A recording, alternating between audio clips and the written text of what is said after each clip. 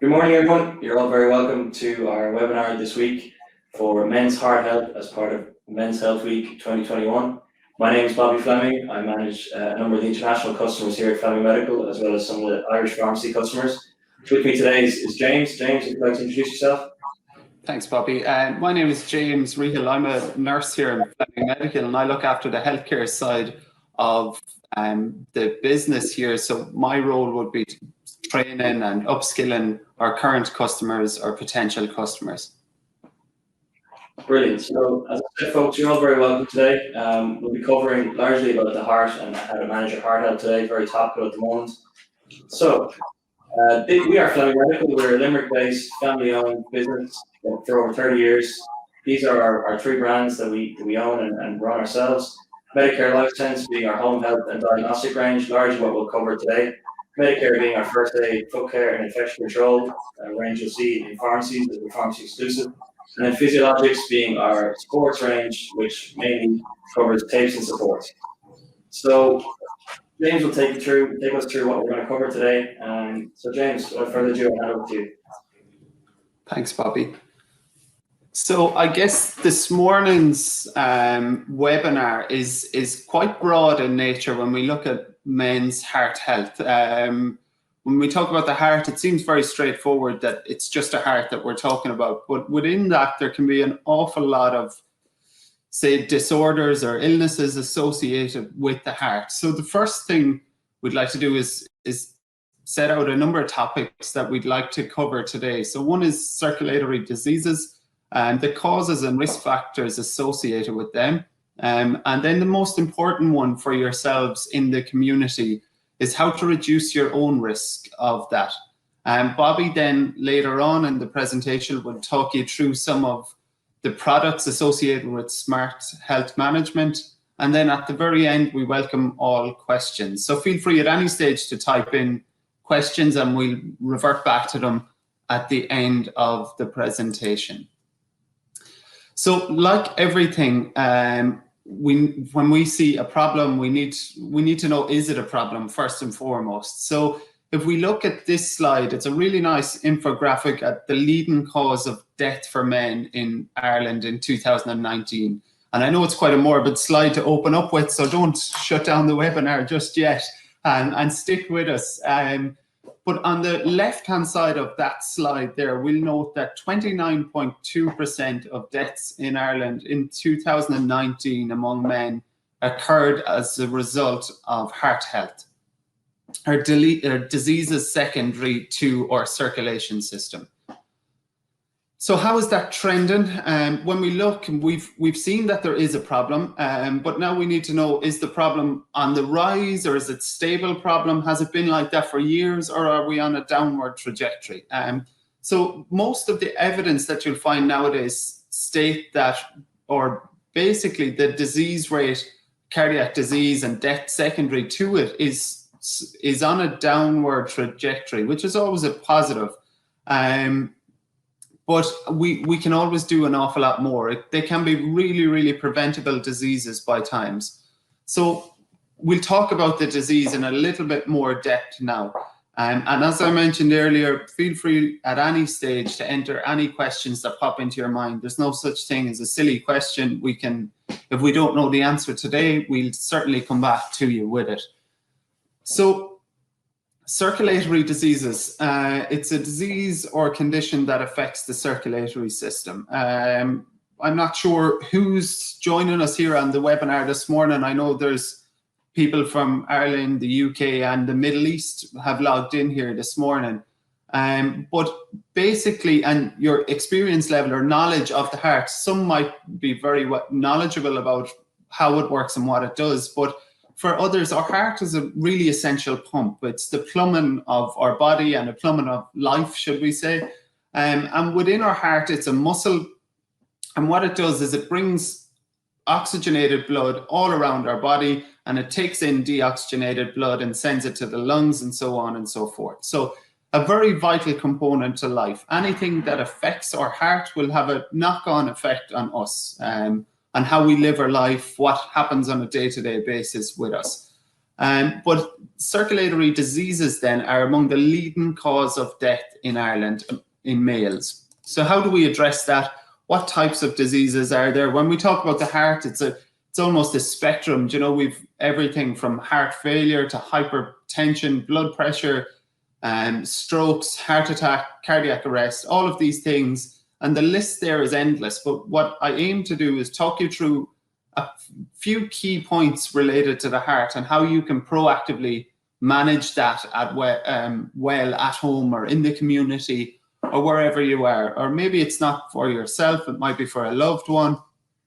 And these are a few key tips and tricks. So the first one that I'm sure most of you will be all familiar with is hypertension. And if you're not familiar with the term, you might be familiar with the term high blood pressure.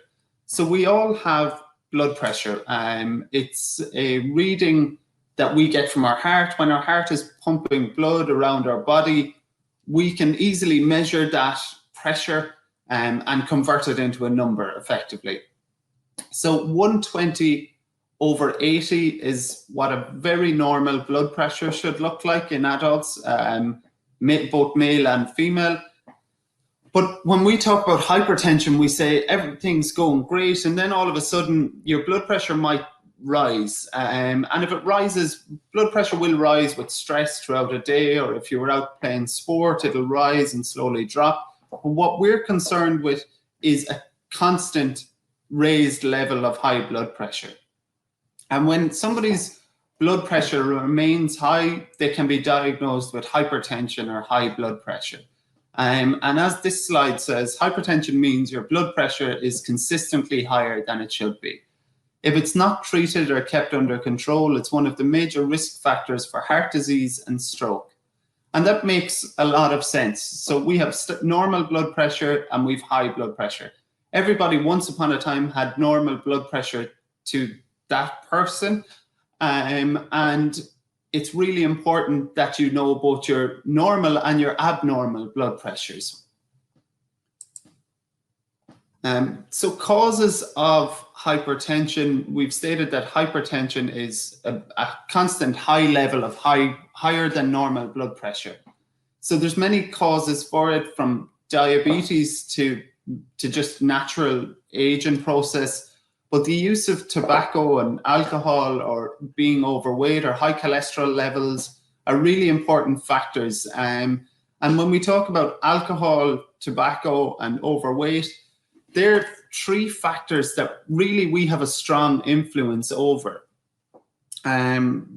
We can always, eat a little bit better, and I'm not here to preach to you, but they're three controllable factors. A lot of the time, maybe your mother may have had high blood pressure, or your father or grandparents, or down the lines. That's generally speaking what we call that is a genetic high blood pressure, or that would be a genetic reason for it. But it's still not an excuse, not to proactively manage your blood pressure and try keep it as stable and as normal as possible. How to read a blood pressure is something that I know me as a nurse or any healthcare professional, be it a pharmacist or a pharmacy staff, can take it for granted by times. But it's a very simple measurement when you know how to do it. So ideally, you wouldn't drink or smoke about 30 minutes before you take your blood pressure. You can pick up a blood pressure monitor in any pharmacy or anywhere that you might pick up, or give us a call here even, and we can get it sent out to you. But really important to sit in an upright position and make sure your legs are uncrossed. Once you pop your cuff on your arm, then hit the start button. It'll automatically generate a number for you then and give you an end result. As we seen earlier, the ideal number should be in around 120/80. This is a table here. It's a World Health Organization chart it's a hypertension chart. So obviously it goes from red in the top right quadrant of that graph, right down to the lower left being green. Green being the optimal 120/80. And then as the blood pressure slowly rises, it's color coded into more amber and red color. Obviously, we need in the community, in Ireland and many parts of the world, we're quite reliant on this old medical model of care, which was once upon a time. And thankfully now we're seeing a lot more proactive management and measurement of statistics and heart and lung, and every sort of diagnostic tool is starting to come into home use and even into community use nowadays. But we have a responsibility to ourselves to proactively engage in our health nowadays, and it's great to see. There's so many of these products available over the shelf, and they're very simple, painless, non-invasive tests, and it gives you a good indication of where your baseline lies. So that's hypertension, and in summary, what it is you take your blood pressure, ideally record it multiple times, so maybe in the morning when you wake up or in the evening, but have a good indication. And it's important for you to know what your normal blood pressure is and what it might be for you to have abnormal blood pressure. And they're really important health indicators for you. The next topic we'll talk about briefly is pulmonary heart disease. And pulmonary heart disease, it's another disease that's really relative to men, and especially later as we progress in the years, hopefully.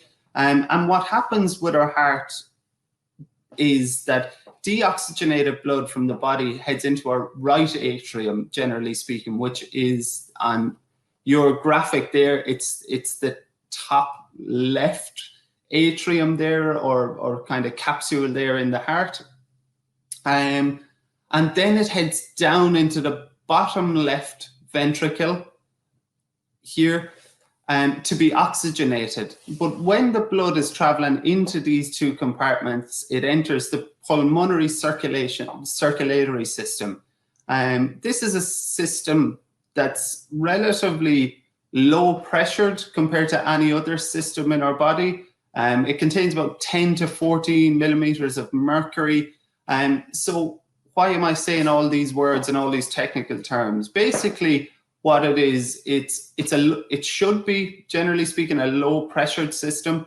But when a disease or a disorder of the heart and the lungs combine together, we can get what's called pulmonary heart disease. And over time, it damages both mainly the right ventricle of our heart.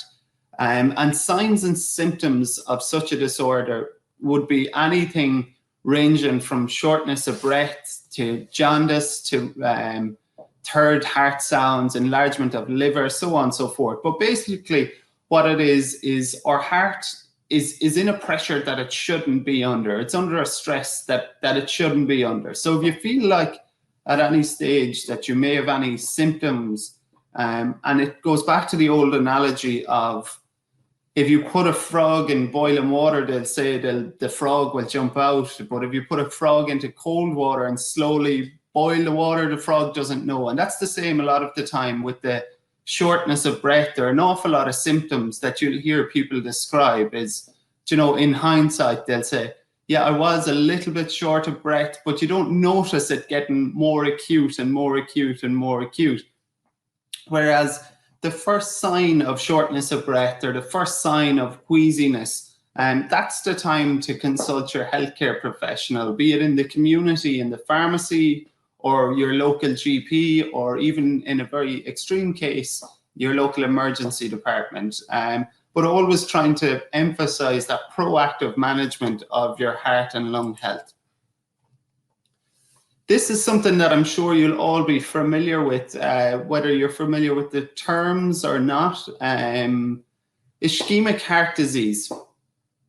What this refers to is basically a narrowing of the arteries. So we know our heart is a big muscle, and around that muscle, it's surrounded by lots and lots of arteries, and them arteries provide vital nutrients, such as oxygen and everything else to the muscles of our heart, to enable it to pump effectively and efficiently and work really, really hard. But over time, and goes back yet again to an aging process, what can happen, and poor diet is a really high risk factor here. would be that these arteries, they've a very smooth wall originally, but over time plaque can start to build up, or fatty deposits around the lining of these arteries. That's not good ever, to have anything messing with our heart. But what happens and why does it happen to us? So we go back to controllables and uncontrollable risk factors here. Controllable risk factors around arteriosclerosis, or the narrowing of our arteries around our heart wall, would be smoking, hypertension, being high blood pressure, and inactive lifestyle and high cholesterol by times. The uncontrollables, it's the same uncontrollables as hypertension, would be family history, diabetes, and hypertension caused by external factors. So if you were on medication that raise your blood pressure, but your GP is aware of that, or your pharmacist or whoever, but they're happy to leave you on that blood pressure medication or any other medication. So smoking, inactive lifestyle, high cholesterol and hypertension. Now the inactive lifestyle, smoking and high cholesterol all tick the same box by times. You know, if you're smoking and have an inactive lifestyle, you probably are increasing your risk of high cholesterol. If you have high cholesterol and you're smoking, you're raising it, and so on and so forth. But really important to know what we're talking about when we talk about it. So ischemic heart disease, in summary, again, is our heart surrounded by lots and lots of networks, arteries. Over time, there can be fatty deposits around these arteries. You may have heard the term angina, or you may have heard people going for stents in their heart. And generally speaking, when somebody goes for a stent, it means there's a fatty deposit or a narrowing of the arteries or the walls here. And what the physicians would do is put a stent in this area and basically acts like a balloon to inflate and keep that artery as narrow or as wide as possible to basically unblock the narrowing of that artery. We'll talk about what can happen if this ischemic heart disease is, if symptoms are ignored for an extended period of time, like what risk is that to somebody? And it's a huge risk. That risk being heart attack and stroke would probably be the two major risks there. And I'm sure we will talk about both of them in more detail now.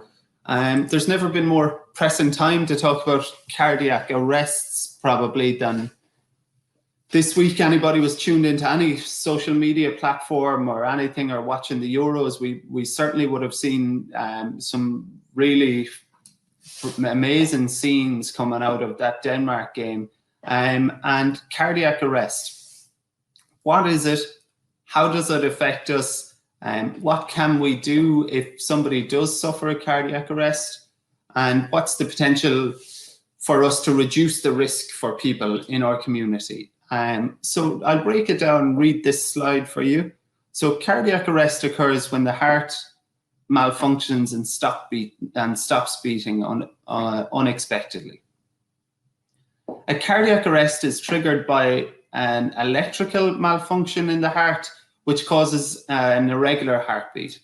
So a cardiac arrest is very much, when we go back to this beautiful muscle called the heart again, and we look at it, and we've heard of cardiac arrest and the term cardiac arrest. Our heart, whilst working well and as expected, is almost like an orchestra. You know, it's really well conducted.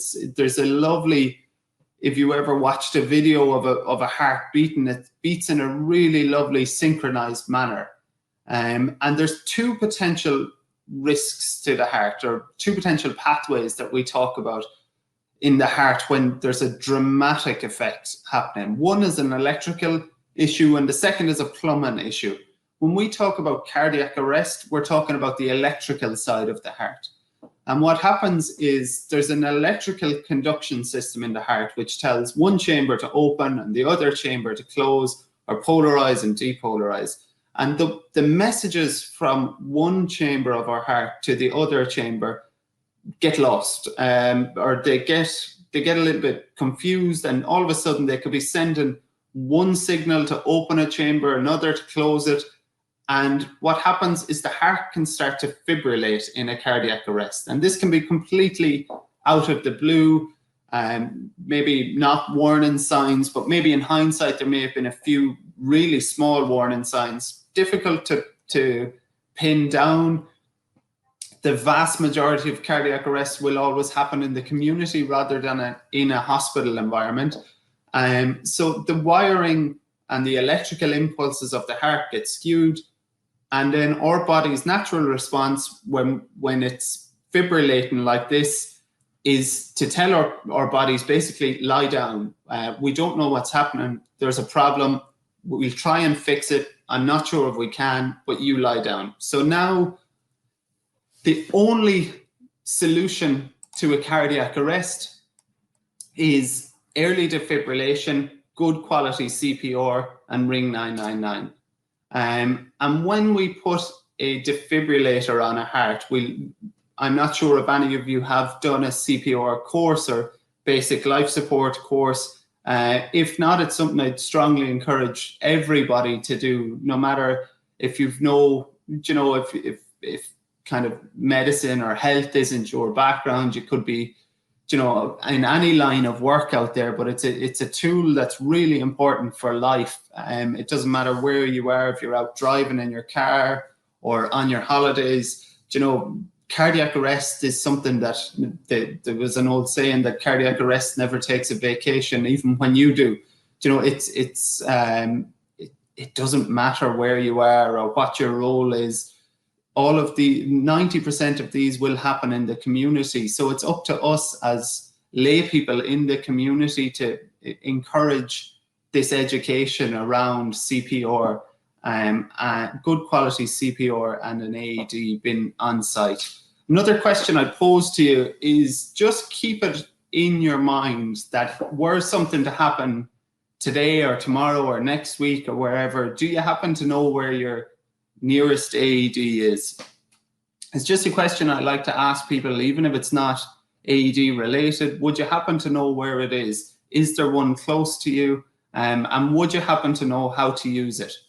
Most AEDs, pretty much all AEDs are really simple and easy to use. And the encouragement behind the training is to just normalize the behaviors and everything around the use of the AED. AEDs, you can go to a class and you learn how to use it, or there's some online learning platforms such as the Fleming Medical Academy, which will talk you through basically the use of an AED and how to recognize the signs and symptoms of both cardiac arrest and heart attack. And it's a really useful tool. Signs and symptoms of cardiac arrest then, usually without warning, as we said, the heart suddenly stops beating and no blood has been pumped around the body. People with sudden cardiac arrest won't have a pulse. A pulse is good. It's difficult for us to know is as lay people who has a pulse and who doesn't have a pulse. My advice to anybody ever would be, is the person responsive? If the answer is no to that, we're not trying to diagnose a heart attack or a cardiac arrest. We're trying to maintain and preserve life. So if anybody's ever unresponsive, hopefully nowadays we all have a phone, ring 999, tell them where you are and start CPR.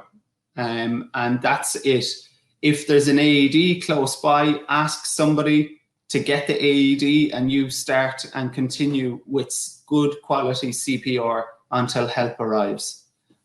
That's the only help that we can give in the community. But the more time and effort we put into learning CPR at a good quality and learn how to use an AED, the better chance of survival that we all have out there in the community.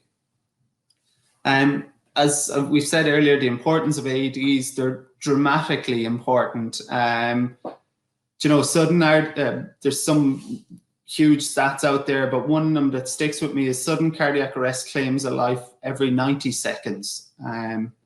The only way that we can help, as we've said before, is bystander CPR.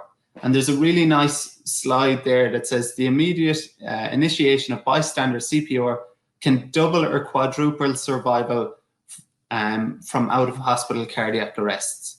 And as we know, the majority of cardiac arrests happen out of the hospital, so it's within all of our interests to learn CPR and the use of an AED.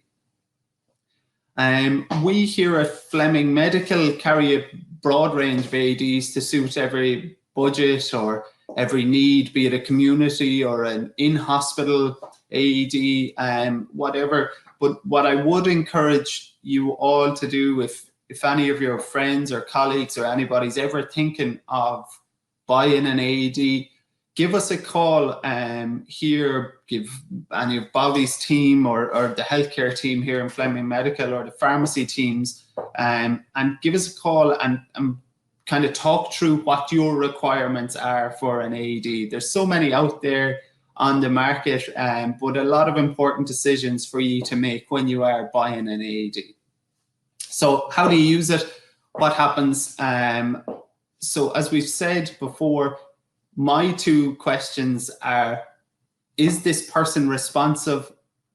Are they talking or walking or showing any signs of life? If the answer is no, immediately call 999, start CPR and send somebody to get an AED. Then it's pretty similar. I'm just going to talk you through the differences in heart attacks. So heart attacks are a little bit different. So earlier we would have mentioned that our heart has two primary systems. One is electrical and the second one being plumbing. And when we talk about plumbing, we're generally talking about heart attacks when somebody's unresponsive.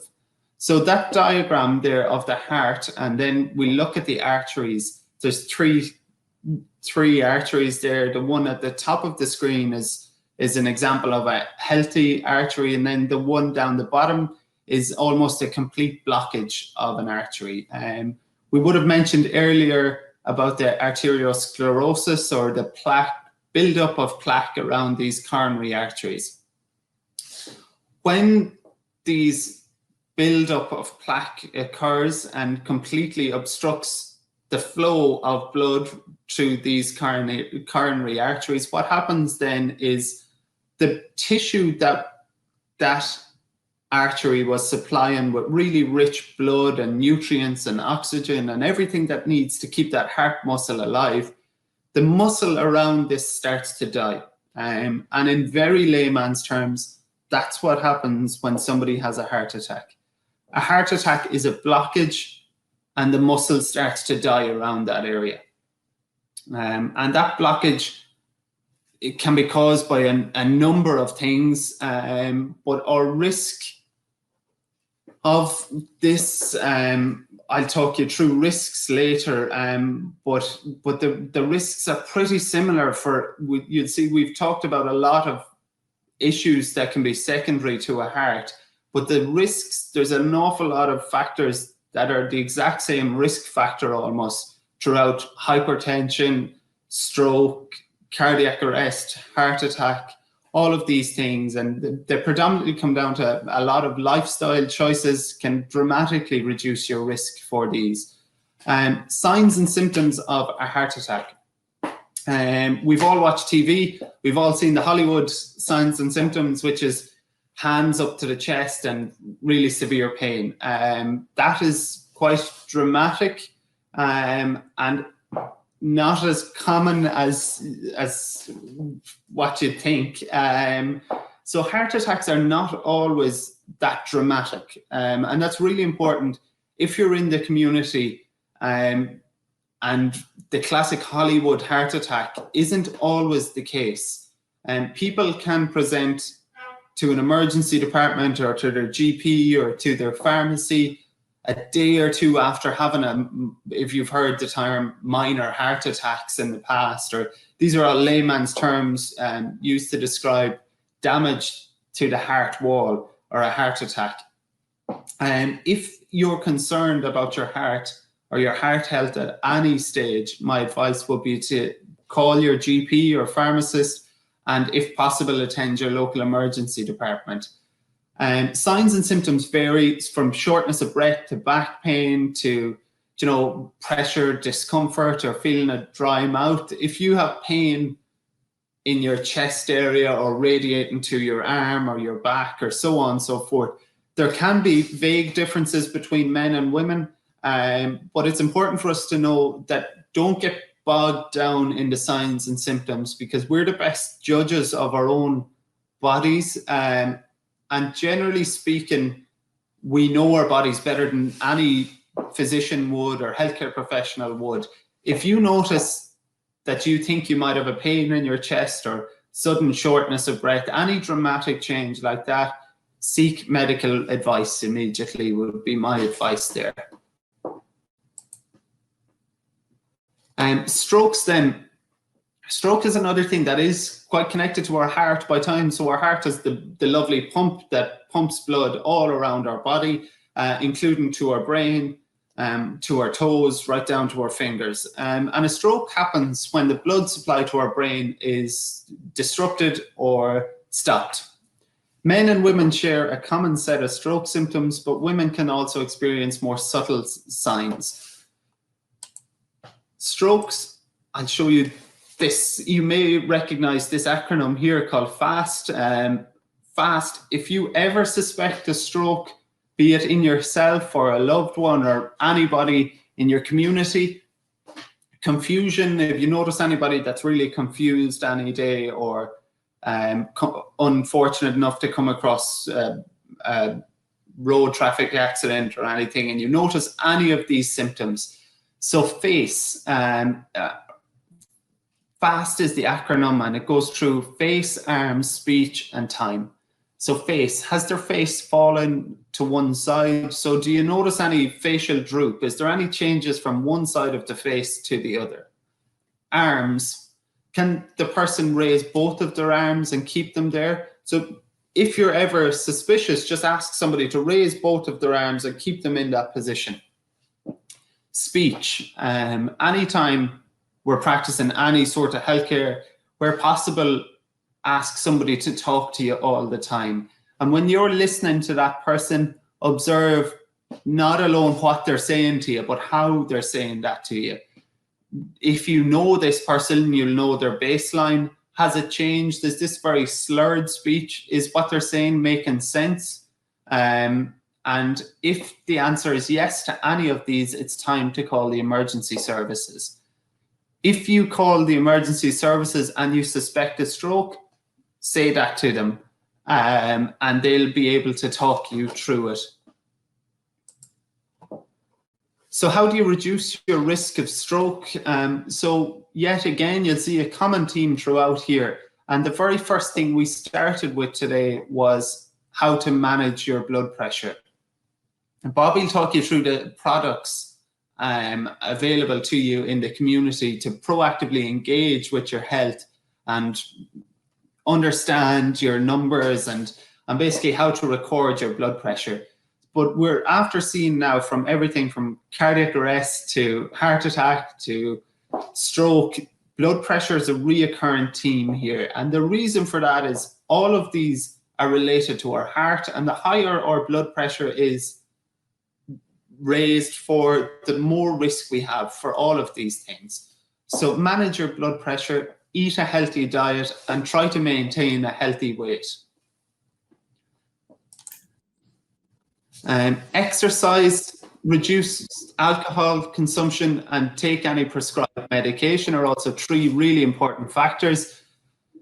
And yeah, they're all really good advice, but I know I'm coming close to the very end of my slides here now, but we've covered so far today hypertension, which is high blood pressure, pulmonary hypertension, which is high blood pressure associated with a heart disease and ischemic heart disease, which is the narrowing of the arteries, the gradual narrowing of arteries in our body. And that narrowing was caused by plaque and undesirable narrowing, should we say, of the arteries in our heart. And when they narrow, it constricts that area. So blood used to be flowing through this really nice area, and now it's only flowing through a really narrow passageway.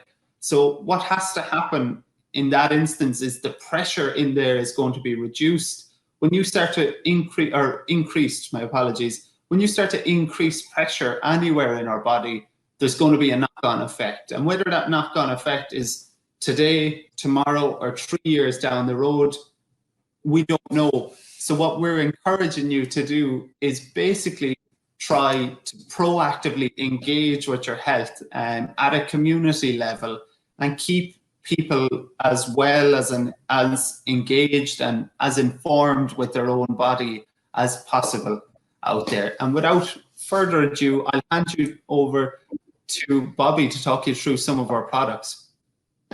Thanks so much, James. Much appreciated. I even learned a lot there myself. So this is where we tie into all that, folks. What we do here, medical diagnostics and being at the cutting edge of connected health is something that's very important to all of us here at Fleming. And we've put a lot of resources into not just the products, but also the new app we've made over the last couple of years, last couple of months even, have really stepped up the game again. So this is kind of tracking your numbers, knowing your numbers is hugely important, as James alluded to there. So you can see here and around me in this lovely decorated room a selection of our blood pressure monitors, all the way from our A2 to our A7, which is able to track through Bluetooth and through our app, which you'll see here. So our app, it's very easy to use. It automatically tracks the recordings from the device to your smartphone.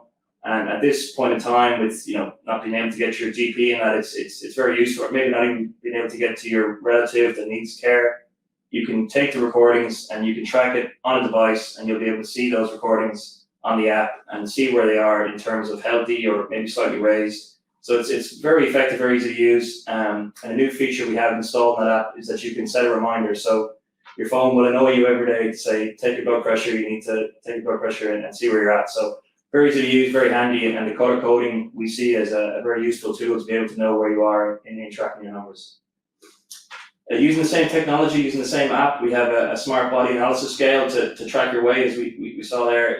Knowing your weight and knowing where you're at is very important. I think we're all trying to shift a few pounds for summer, so very important. And it doesn't just track your weight. It tracks 5 body composition vitals, so you know where you're at in terms of your entire density and your body weight, body fat, water, muscle mass, and bone mass. The 5 compositions come together, and you're able to see entirely how your weight is distributed. So that tracks to the app, like I mentioned, and once again, the color is very easy to use, and you can see, and those recordings can be stored directly from the device to the app, and that can be done remotely, so you don't have to be with the person doing it, but we find it the feedback has been very good to us that it's very easy to use and can be used remotely, and that's a big plus during these times when you can't always get to the person you're trying to look after. So I suppose to conclude, checking in with your numbers is hugely important. As James mentioned, if you don't feel well, you know your body the best. Check yourself out, check your numbers, record things, make sure you're well. If you don't feel well, check in with your pharmacist, your GP, your care center. Make sure you're on top of things and know your stats, know where you should be at. You use the graphs, use the color coding to say, okay, I'm here, maybe I should be there, and try to look after yourself. So I really appreciate everyone's attention today, and I hope it was insightful. I certainly learned a bit, and I hope it was useful to everyone. So we'll now do a Q&A if people have questions to ask for myself or mostly James, I hope. But I thank everyone for their time, and much appreciate everyone tuning in today.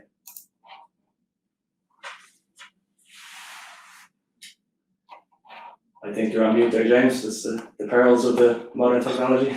Oh, modern technology, me. I was saying thank you for that. It's great. I think the biggest takeaway for people I love is we can go through 100 slides at any level of knowledge or depth that people wish to go through.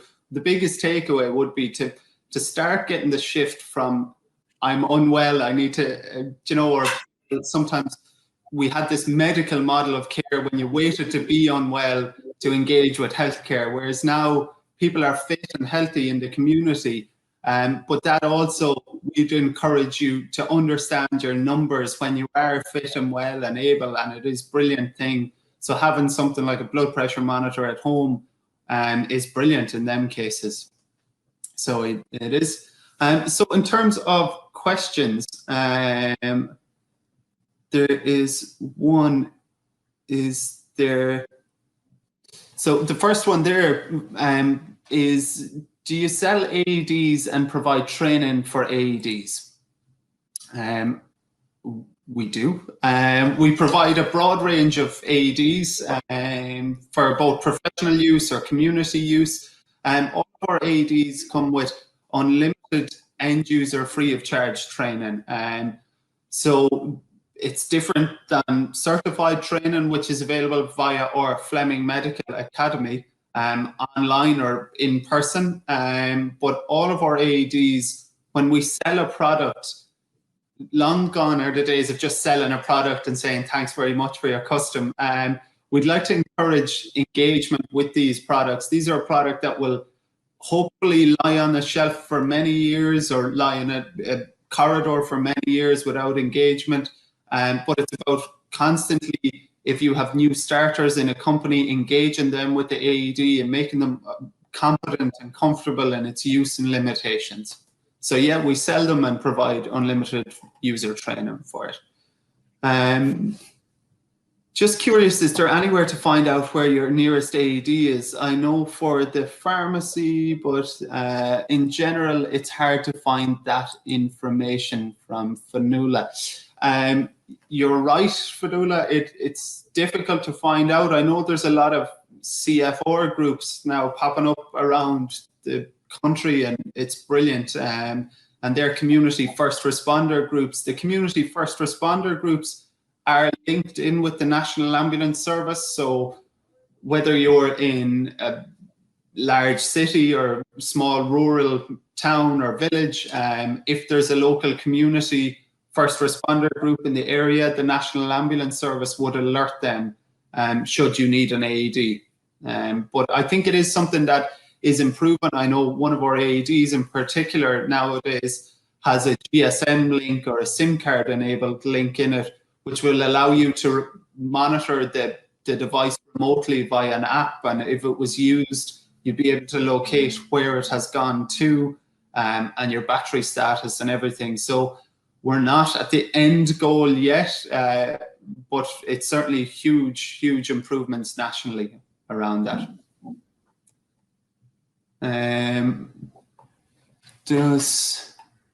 There's a question for you, Bobby. Is there training available in Oman? Yeah, we do training around the world. You know, James was kind enough to do some last year in the Middle East. We're more than able to do it for our customers internationally as well. So what I would advise the participant there asking is to get in touch with either through our website or through your contacts here at Fleming, and we can arrange that, no problem at all. Perfect. Another question here, Bobby. Do all of your blood pressure monitors, home diagnostics, connect to the app? So not all of them connect to the app. Our more advanced ones do, like the A7 you'll see here behind me and behind James down there. So we have plenty in stock if anyone's curious, you can see. Not all of them connect to the app, but our more advanced ones do. And we would recommend those as they, the app is just quite easy to use, and the color coding with the app is able to show your readings and give you a real easy understanding of where you are in terms of your numbers.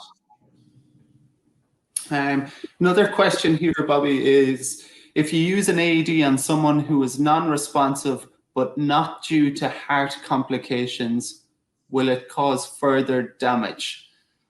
Great question, and it's a question that we get a lot. Maybe not in it can be asked in many different ways. And what I read from that question, and I could be wrong, is that people fear putting an AED on somebody who doesn't need it. And that's a very natural thing for any of us. If somebody needs an AED, it's a really dramatic, stressful event. But what I'd encourage all of us to do is check for responsiveness. If somebody's unresponsive, we in the community are not there to diagnose why they might be unresponsive. Is it is it an overdose? Is it cardiac arrest? Is it heart attack? Is it this? Is it that?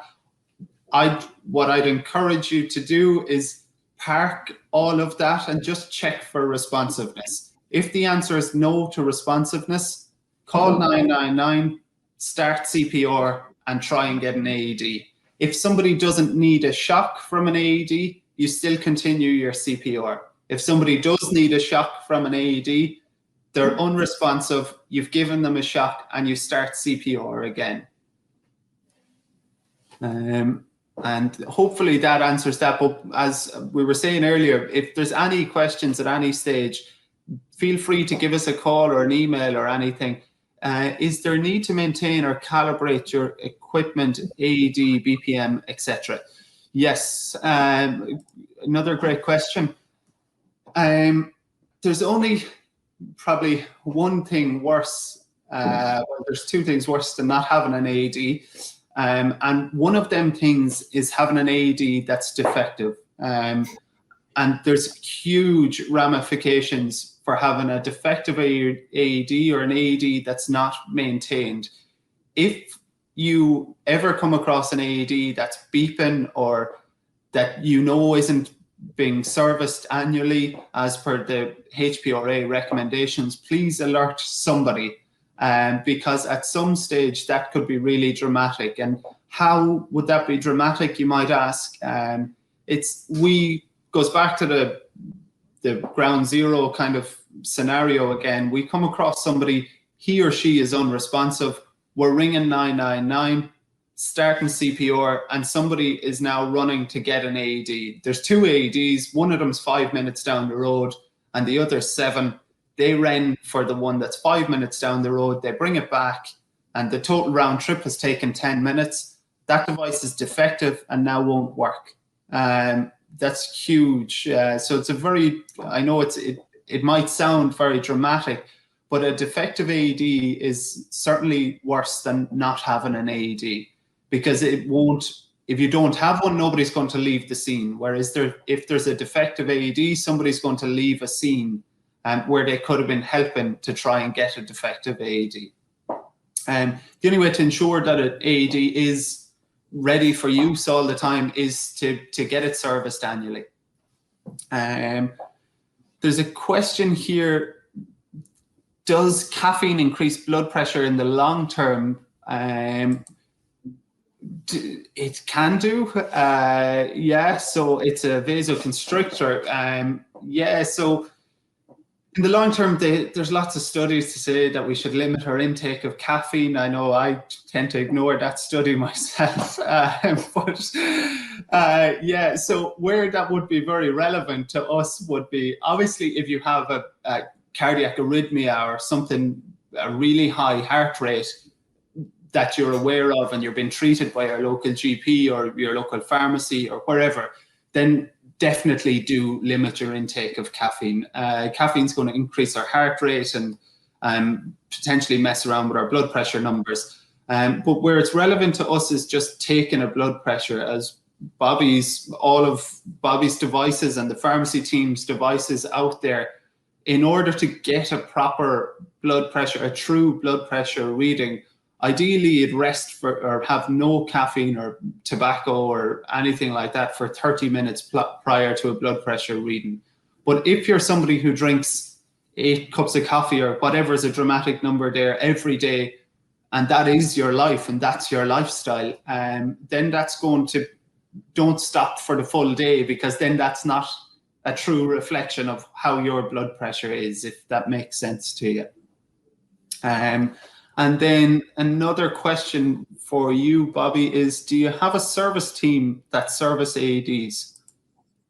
Yeah, we do indeed. We've a full team here that are down working away on all AEDs and all our diagnostic products that we try to keep them not so busy. We hope that our products are market worthy and long lasting, but we have a full service team that take products back and can replace or diagnose problems with them as part of the service, as part of the aftercare product free of charge.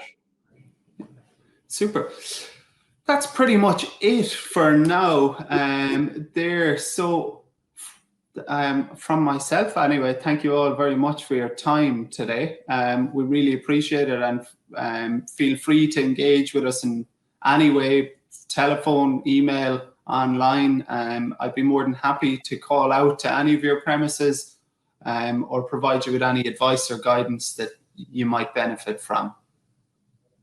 Yeah, I'd like to thank everyone for their attention today, and I think it was hugely insightful. I hope everyone enjoyed today's webinar, and as James was stating there, all information can be made available by website or by giving us a call. And all the products you would have seen today are pharmacy exclusive, and we have a pharmacy locator on our website that will find your nearest pharmacy. So once again, thank everyone for their time and their paying attention to us today. And thank you very much. I wish you well. Thank you. Thank you.